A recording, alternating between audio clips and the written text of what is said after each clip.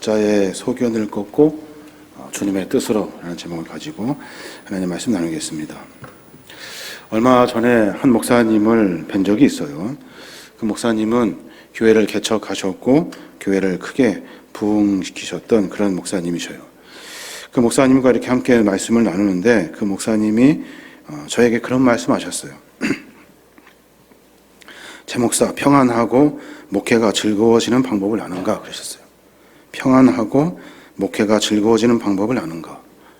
아니요, 잘 모르겠는데요. 그러면서 하시는 말씀이 뭐라고 하셨냐면 기도를 바꾸면 돼 그러셨어요. 기도를 바꾸면. 저는 이해할 수 없는데 기도를 해야 되지 왜 기도를 바꿉니까? 그랬더니 하시는 말씀이 그래요. 기도하면서 내가 이걸 해야지. 기도하면서 내가 이렇게 해야지. 내가 마음 먹고 하나님 앞에 기도해야지. 그런 기도가 반복되면 될수록 그때마다 그것이 될까? 되지 않으면 어떡하지? 불안하고 걱정한 마음이 우리 안에 든다는 거예요. 그렇게 기도하면서 그렇게 되어야 한다고 하나님 앞에 기도하고 억지도 부리며 기도하는 것이 우리는 그것이 기도라고 생각하는데 그 목사님은 그러지 말라는 거예요. 이런 저는 목회에 여러 어려움을 겪으며 깨달으셨다고 하시는 말씀이 무언가 정해놓고 기도하지 않아야 한다는 거예요. 뭔가 정해놓고 기도하지 말래요. 기도 제목 정하지 않고 그렇게 기도해 보라는 거예요. 이해가 되십니까? 저는 참 이해할 수가 없는 부분인데 그 목사님이 이어서 하시는 말씀이 대부분의 목회자들이 그런 여유와 믿음이 없대요. 내가 계획한 일들을 하나님 앞에 내어놓고 하나님이 그 계획을 하시도록 하는 기도를 늘 해왔다는 거예요. 반대로 다 내려놓고 아무 기도 제목 정하지 않고 하나님 앞에 매달려 기도해 보라는 거예요. 저는 그렇게 한 번도 기도해 본 적이 없어요. 기도 제목 가지고 기도했지. 그저 하나님 앞에 나와서 기도하는 것, 하나님 어떻게 하실 것입니까? 라고 물으며 아무 계획 없이 기도하는 것. 저는 그것이 참 너무 힘들더라고요. 나는 어떻게 기도하고 목회하고 있는가 가만히 생각해 보니까 대부분 먼저 뜻을 정하죠. 그리고 나서 그렇게 되어야 한다고, 그렇게 해달라고, 그래야 좋은 하나님이라고, 그래야 하나님의 뜻이라고 생각하며 기도했더라는 거예요. 늘 내 소견을 먼저 말하고 그 소견을 하나님이 들어주었으면 하는 마음을 담아서 기도했다는 거예요. 그랬더니 문제가 생겨요. 자기 소견을 말하는 것은 기도가 아니죠. 하나님의 뜻을 구하는 것이 아니에요. 내 소견대로 말하니 그 문제가 한계가 있어요. 내 지혜의 한계가 있고 내가 경험의 한계가 있고 여러 한계들이 있더라는 거예요. 그 한계를 또 고스란히 그대로 맞닥뜨려야 하는 것이 그 잘못된 기도의 결과라는 거예요. 오늘 우리가 읽은 본문의 말씀은 사사기서의 말씀이에요. 사사기서의 핵심의 말씀이 뭐냐면 늘 자기 소견 앞에 하나님의 뜻을 맞춰가려고 했다는 거예요. 늘 자기 멋대로 살면서 그것이 마치 신앙인인 것처럼 설명하고 말했다는 거예요. 하나님, 나 그렇게 하겠습니다 해놓고 이거 꼭 해주십시오. 내 마음의 결정을 다 해놓고 하나님 그렇게 하십시오 라고 하는 기도가 사사시대의 기도이고 오늘 우리가 드리는 기도라는 거예요. 여러분 한번 생각해 보십시오. 여러분의 기도 제목은 뭐예요? 기도 제목? 그 기도 제목이 내가 이미 결정해 놓은 제목들일 거예요. 내가 하고 싶은 이야기들이 그 안에 담겨 있을 거예요. 내가 욕심껏 되고 싶은 일들이 그 안에 들어있을 거예요. 그러면 그것이 된다 하여도 여전히 문제는 반복될 거예요. 오늘 사사기서의 이야기를 같이 읽게 되는데 소견대로 사는 것이 얼마나 위험한 일인지 오늘 성경을 통해서 같이 확인해 보려고 해요. 잠깐 그 이야기의 전말을 좀 확인해 볼 필요가 있는데 에브라임 산지에 레위라고 하는 사람이 삽니다. 그 레위라는 사람이 베들레헴에서 첩을 데려다가 살아요. 근데 그 첩이 다른 남자와 간음했어요. 그리고 그 첩이 친정으로 도망갑니다. 시간이 흘러도 돌아오지 않아요. 넉 달의 시간을 보냅니다. 그 레위 사람이 베들레헴까지 첩을 찾으러 가요. 그리고 나서 그 첩을 찾아가지고 돌아옵니다. 날이 저물어서 베냐민 땅 시부아의 한 노인을 광장에서 만나요. 적당히 잘 곳을 찾고 있었는데 노인을 만난 거예요. 그 노인이 자기 집에 오십시오. 초대받고 그 노인의 집에 그 첩과 레위인이 들어가게 됩니다. 그 광경을 누가 보냐면 성읍의 불량한 사내들이 쳐다봐요. 그러고 나서 그 집의 문을 두드려요. 당신 집에 들어온 그 남자를 끌어내시오. 우리가 그 사람하고 강간을 좀 해야 되겠습니다. 그래요. 말도 안 되는 소리죠. 개역 성경에는 관계로 되어 있어요. 근데 현대의 성경에는 강간으로 되어 있어요. 남자가 그 남자를 강간하겠다는 거예요. 동성애를 하겠다는 거죠. 관계하여서 내 뜻을 펼쳐내겠다. 노인으로 밖으로 나가서 그럴 수 없습니다. 이 사람은 우리 집에 온 손님입니다. 그래서는 안 됩니다. 하면서 노인이 한 대안이 뭐냐면 내 딸이 있습니다. 내 처녀가 있는데 그 딸을 당신들에게 주겠습니다. 말이 됩니까? 그것도 부족하면 저 사람의 첩도 있습니다. 데려다가 당신들 좋을 대로 하십시오라고 제안을 해요. 그랬더니 불량배 사람들이 노인의 말을 듣지 않아요. 막 실랭이를 벌입니다. 그때 레위 사람이 자기 첩을 등 떠밀듯이 밀어가지고 밖에다가 이렇게 내어놔요. 그래서 불량배들이 그 첩을 데려다가 밤새도록 욕보인 뒤에 죽게 됩니다. 그 첩이 어디서 죽냐면 그 노인의 대문 앞에 쓰러져 죽어요. 다음날 레위 사람이 밖으로 나가보니까 대문을 얼만큼 손으로 긁었던지 비참하게 죽어있는 첩의 시체를 봅니다. 그리고 나서 하는 말이 툭툭 쳐요. 일어나 가자. 일어나 가자. 움직이지 않아요. 그래서 레위인이 그 여인을 나귀에 싣고 집에 데리고 가요. 가서 장례를 치르는 것이 아니라 칼로 그 시체를 12토막을 내요. 그리고 나서 12지파에게 그 시체의 조각을 다 흩어서 보내요. 이 이야기에 등장하는 사람들 도대체 이해할 수가 없어요. 레위인이 첩을 둬요. 레위인이라고 하면 성전에서 일하는 사람들이잖아요. 첩을 둬요. 첩이 다른 남자와 간음하고 친정으로 도망가요. 도망간 그 첩을 레위인이 찾으러 가요. 찾으러 가서 그 이해할 수 없는데 불량배들을 만나고 불량배들을 달래려고 자기 딸을 내어놓는 노인. 첩을 아무런 꺼리낌 없이 그 남자들에게 내어놓고 그리고 그 레위인은 그날 밤 편히 자다가 일어나가지고 문 앞에 쓰러져 있는 첩을 보고 툭툭 치며 일어나 가자라고 말했다는 거예요. 이 전말의 이야기가 여러분 이해가 되십니까? 도대체 하나님은 이 이야기를 속에서 우리에게 무엇을 말씀하시고자 하시는 걸까요? 딱 한 가지밖에 없어요. 그것이 뭐냐면 자기 소견대로 했다는 거예요. 자기 생각하기에 옳은 대로 하고 싶은 대로 한 거예요.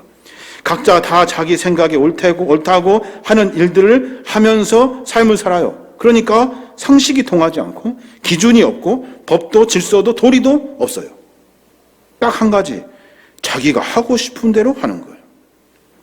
조금 더 이야기 속으로 들어가 보면 이 소식을 들은 11개 지파가 화를 냅니다. 그 시체 조각을 받아가지고 11개 지파가 미스바에 모여요.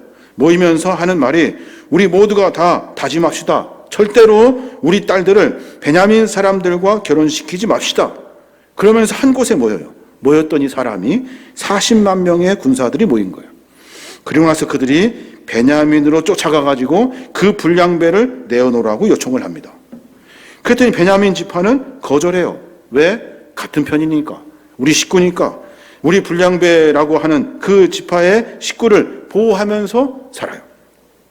결국은 어떻게 되냐면 이스라엘 12지파 중에 11개 지파와 베냐민 한 지파가 전쟁을 벌이게 됩니다. 11대 1. 누가 봐도 범죄를 저지른 불량배를 옹호할 이유가 없는데 베냐민 지파는 불량배들을 지키겠다고 전쟁을 불사하는 거예요.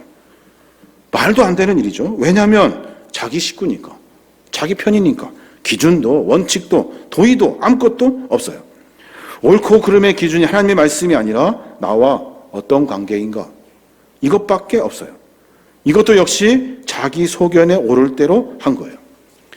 이제 이 이야기 속에 하나님이 개입하기 시작하는데 무엇이 잘못인지 알려주기 위해서 하나님이 일하셔요. 결국 어떻게 되십니까? 베냐민 지파와 전쟁을 벌이게 되는데 베냐민 지파의 수는 2만 6천 명, 함께 모인 11개 지파의 수는 40만 명이에요. 수적으로 비교가 되지 않아요. 그냥 걸어만 가도 이기는 전쟁이에요. 더구나 이스라엘 11개 지파들이 모두가 전쟁을 앞에 놓고 베들에 올라가서 하나님께 여쭈어요. 참 신앙 좋아요. 믿음 좋아요. 처음 어느 지파가 먼저 올라가야 할지 하나님께 제사를 드리며 물었다고요. 그때 하나님 하시는 말씀, 유다가 먼저 앞서서라 그래요.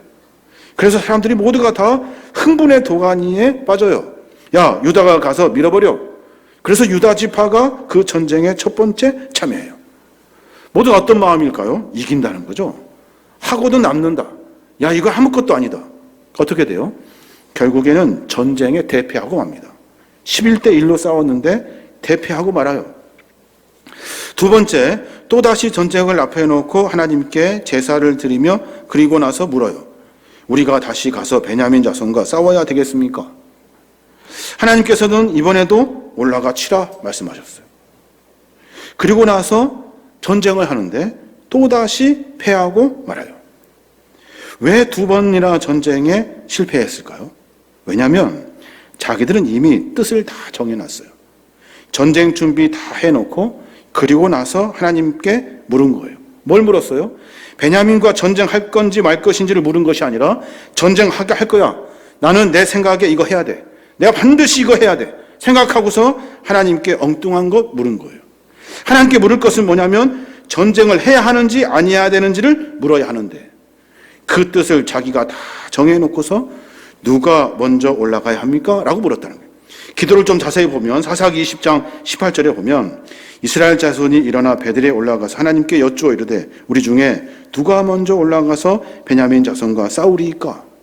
여호와 하나님께서 말씀하시되 우리 유다가 먼저 갈지니라. 하나씩 하나씩 하나님께서 정리해 주셔요. 이스라엘 백성들이 전쟁하러 가는 것을 다 정해놓고 그러고 나서 하나님 앞에 기도하는 거예요. 하나님, 이 전쟁 나한테 승리를 허락해 주십시오. 두 번째, 하나님 앞에 물어요. 묻는데 질문이 조금 바뀌었어요. 사사기 20장 23절에 보면 이스라엘 자손이 올라가 여호와 앞에 저물도록 울며 여호와께 여쭈어 이르되 내가 다시 나아가서 내 형제 베냐민 자손과 싸우리이까? 똑같이 반복해서 묻는데 이번에는 질문이 조금 달라졌어요.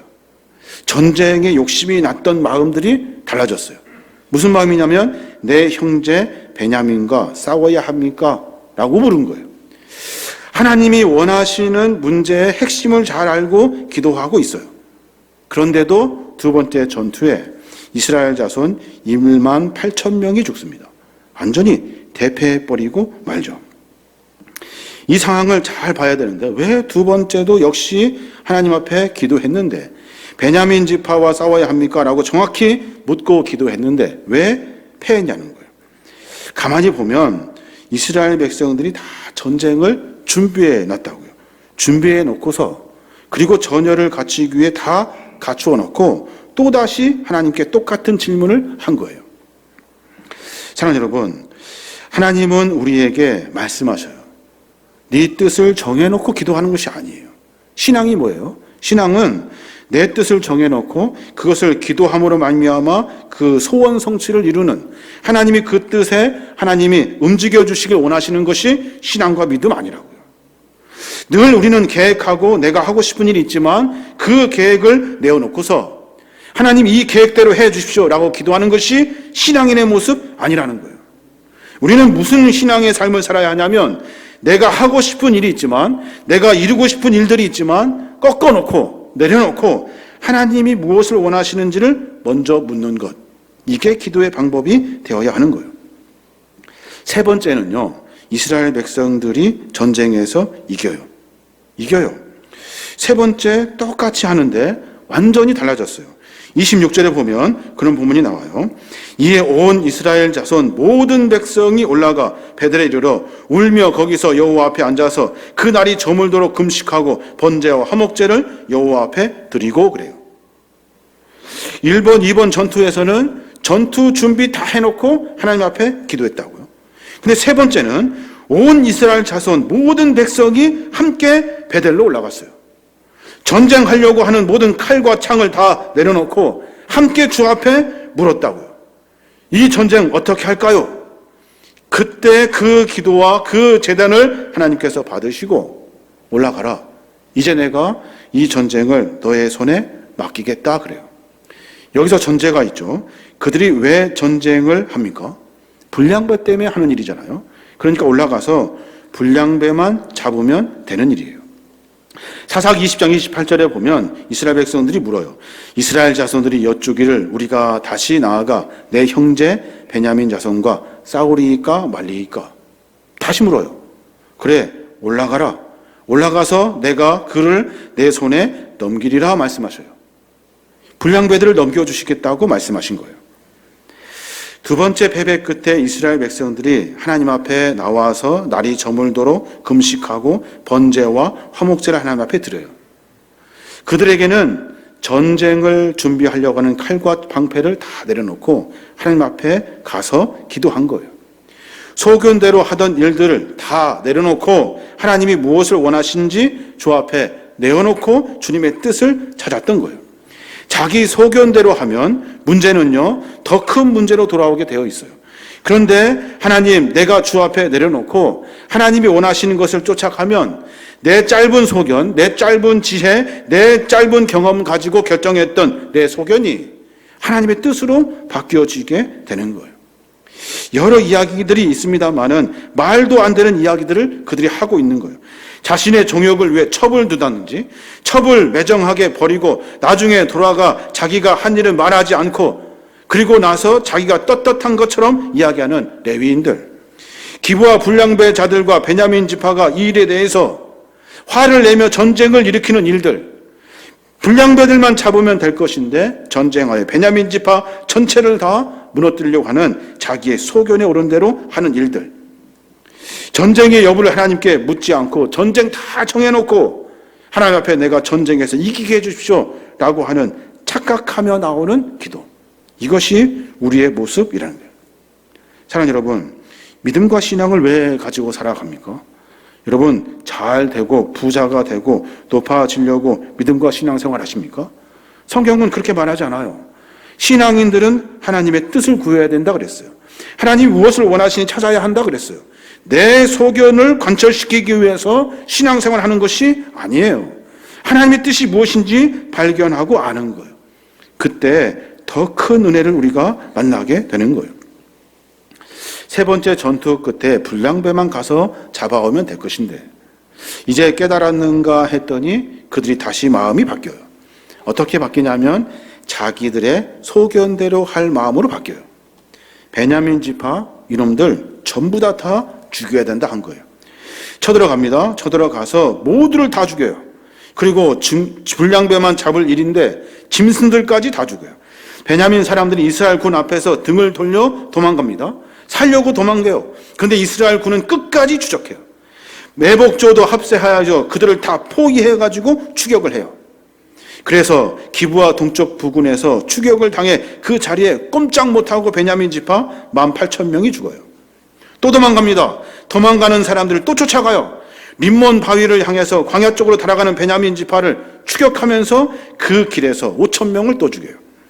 완전히 다 없애버려야 된다, 흔적도 없이 사라져야 한다라고 생각한 자기의 옳은 대로 하는 소견의 마음 때문에 또다시 도망가고 있는 2,000명을 기돔에서 죽여버려요.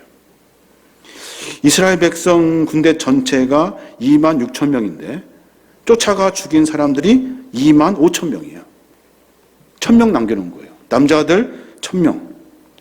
베냐민 지파 자체가 완전히 사라질 위기에 처한 거예요. 왜요? 자기 소견대로 했거든요. 자기들이 하고 싶은 대로 한 거예요. 이제야 또 깨닫습니다. 하나님의 말씀대로 불량배만 잡으면 될 것인데 내 마음과 내 소견이 옳다고 주장하는 일들 때문에 베냐민 지파 한 개가 사라질 판이구나. 자기들의 소견대로 한 일이 얼마나 어리석은 일인지 다시 깨닫게 돼요. 그래서 그들이 어떻게 합니까? 다시 하나님의 뜻을 묻고 살아갑니까? 그렇지 않아요. 참 신기하죠. 한번 자기 뜻대로 사는 버릇이 그 안에 들어가면 그 사람은 평생 자기 뜻대로 하며 살아요. 하나님의 뜻과 계획을 묻지 않아요. 자기의 소견이 옳다고 생각하며 살아요. 그때 전쟁 나갈 때 이스라엘 백성들 중에 참여하지 않는 지파가 있어요. 길르앗, 야베스 지파인데 이 전쟁하면 안 됩니다 라고 말했단 말이에요. 그들이 그 전쟁으로 출발할 때 돌아와서 봅시다 라고 말했단 말이에요. 함께 전쟁에 참여하지 않는 모든 사람들을 돌아와서 처치하겠습니다. 돌아와서 그 사람들이 또 생각난 거예요. 그래서 자기 형제이고 자기 지파였던 많은 사람들을 또 죽여요. 이거는 자기 소견대로 하는 것이 얼마나 어리석은 일인지 몰라요. 그러고 나서 어떻게 됩니까? 또 깨달아요. 이러다가 정말 다 큰일 나겠구나. 모두가 다 죽겠구나. 그래서 베냐민 지파를 생각해 주는 척합니다. 그래서 하는 일이 뭐냐면 강제로 처녀 400명을 데려다가 베냐민 자손들에게 주어요. 처녀 400명을 뽑을 때 어떻게 됐을까요? 그 집안이 울고 불고 난리가 났어요. 내가 사랑하는 사람과 결혼하는 것이 아니라 잡혀가서 누구 만날지 모르는 그 불쌍한 처녀들 400명을 끌어다가 베냐민 지파에 준 거예요. 그래도 모질라요. 그래서 자기들대로 나름대로 또 생각해요. 뭔 생각하냐면 처녀들을 춤추게 하자. 축제를 벌려놓고 재미있게 춤추게 해놓고서 베냐민 지파들 보고 처녀 하나씩 데려다가 납치해서 아내 삼으라고 제안을 해요. 세상에 이런 엉망이 어디 있어요? 자기들 소견대로 하니까 이렇게 되는 거예요. 소견대로 하는 일들이 가면 갈수록 엉망이 돼버려요. 레위 사람이 첩이 겁탈당하고 그로 인해 죽어가지고 문제가 생겼는데 그 해결 방법이 또 여인들을 겁탈하고 납치하여 살인하는 것으로 문제를 해결하려고 한다고요. 왜요? 한번 자기 소견대로 하는 일들을 꺾어내지를 못해요. 여전히 끝까지 죽을 때까지 자기 멋대로 하는 거예요. 이것이 우리 인간의 마음이에요. 사사기 마지막 등장한 이 사건 정말 엽기적이죠.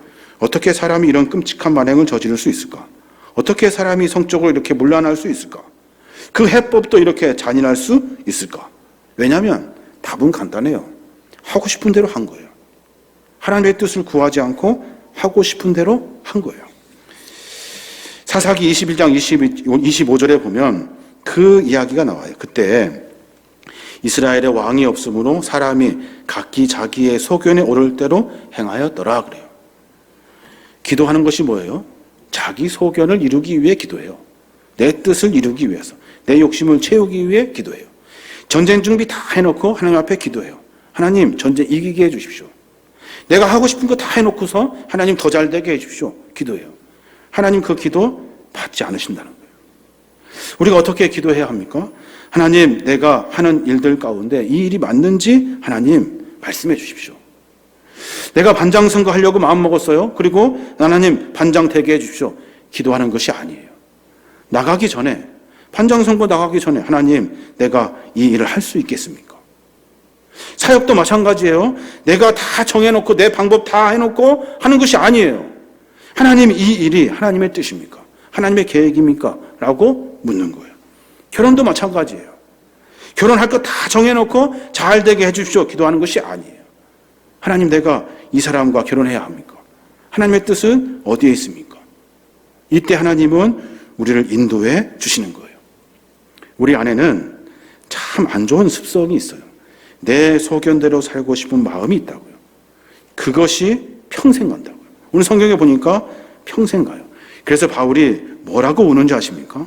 바울이 로마서 7장 22절부터 보면 그가 그렇게 말해요. 나의 내적 존재는 하나님의 법을 좋아하지만 내 육체에는 또 다른 법이 있습니다. 그래요. 내 내적 존재는 뭐냐면 하나님을 믿는 마음이에요. 그 마음. 여기서 하나님 안 믿는 사람이 어디 있습니까? 다 믿죠. 그런데 뭐가 문제예요? 내 육체가 문제예요. 내 육체를 끌고 가는 것은 다른 법이 있다는 거예요. 나는 믿음 가지고 살고 있습니다. 그러나 내 육체는 내 소견에 좋을 대로 하는 못된 놈이 나를 지배하고 있습니다. 그것이 내 마음과 싸워서 나를 아직도 내 안에 있는 죄의 종으로 만들고 있다는 것을 알았습니다. 바울이 지금 울고 있는 거예요. 나 믿음 가지고 살아가고 있는데 나를 움직이는 것은 뭐냐면 내 육체를 움직이는 다른 법이 나를 움직이고 있다는 거예요. 그래서 여전히 나는 죄의 종으로 나를 그렇게 만들어 놓고 있다는 거예요. 아이고, 나 어쩌면 좋습니까? 나 비참한 사람입니다. 나 죽어가고 있습니다. 라고 하며 사도 바울이 절규하고 있는 거예요. 그때마다 바울 어떻게 해요? 다시 하나님에게 집중해요. 내가 하고 싶은 일이 있어도 하나님에게 집중해요.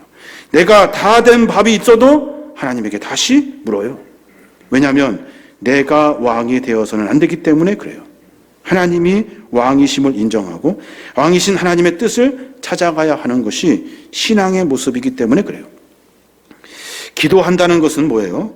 기도한다는 것은 기도하는 사람의 뜻을 밝히는 것이 아니에요.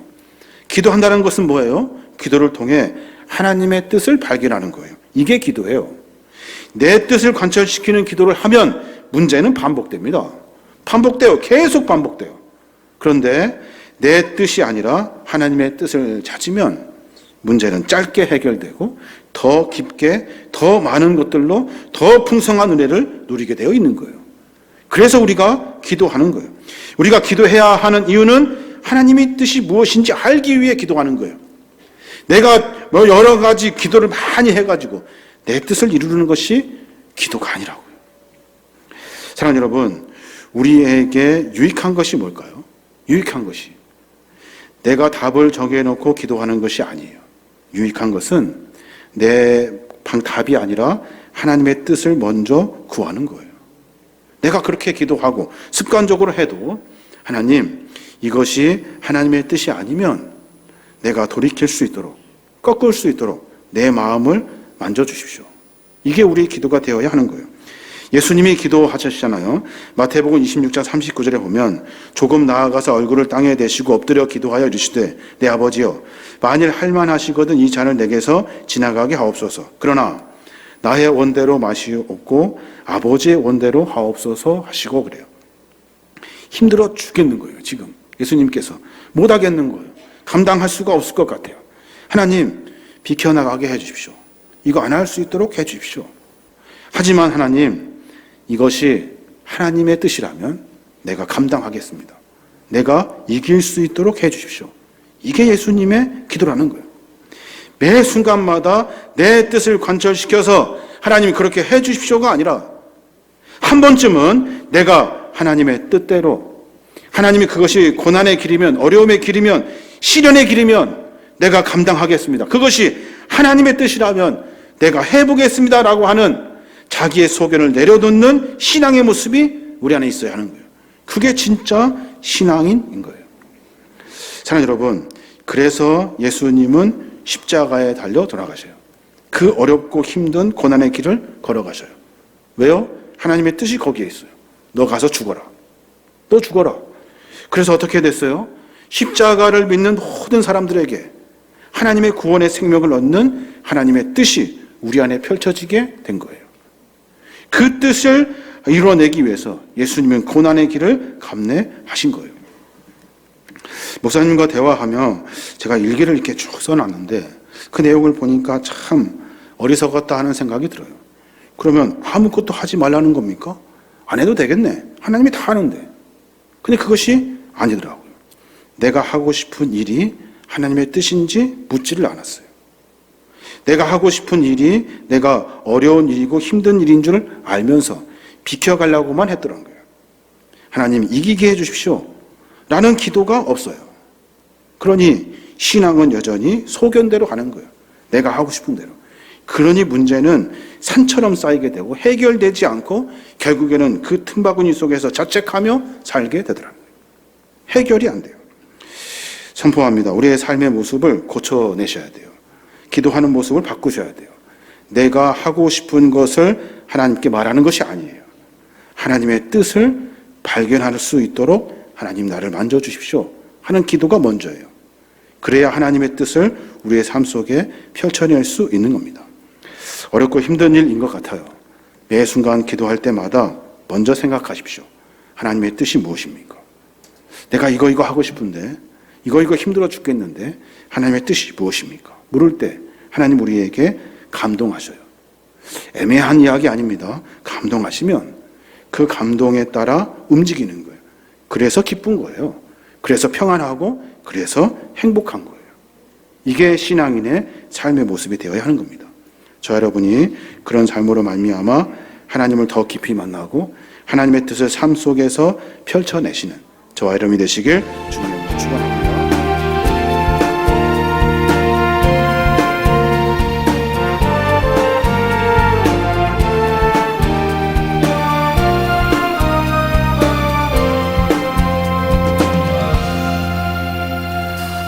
어둡던 이 땅 아침에 날아 복음의 새 날을 열고 잠자던 영혼 흔들어 깨운 교회 순교자의 피 대지에 흩뿌려 지켜온 믿음을 따라 이제 다시 말씀으로 돌아가라. 다시 거룩한 순결한 교회로 다시 거룩한 주님의 교회로 다시 일어나 인종의 힘만으로 다시 거룩한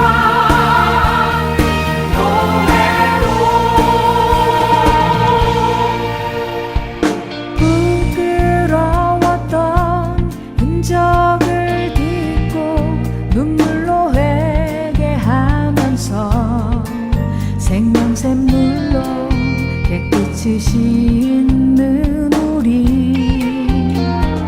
불 꺼진 재단 성령의 등불로 십자가 높이 밝히며 이제 다시 말씀으로 돌아가라.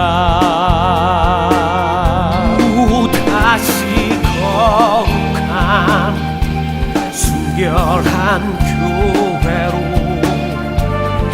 다시 거룩한 주님의 교회로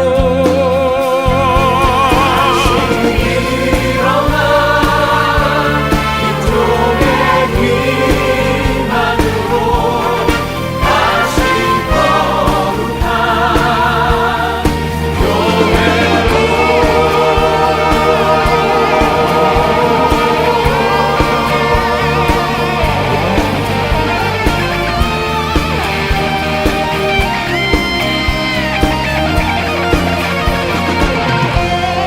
다시 거룩한 순결한 교회